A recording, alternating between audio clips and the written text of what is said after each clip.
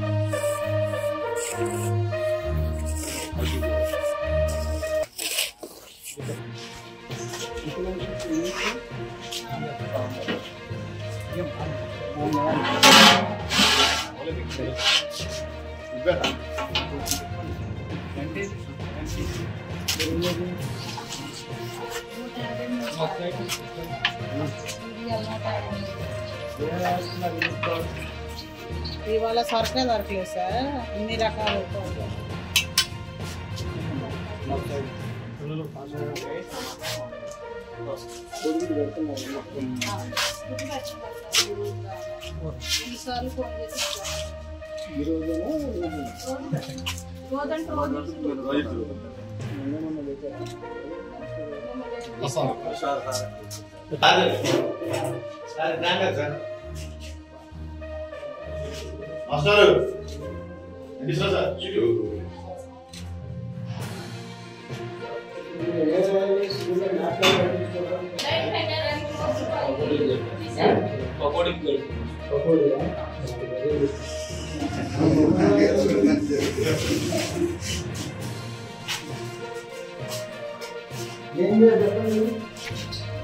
సర్లే కానీ first time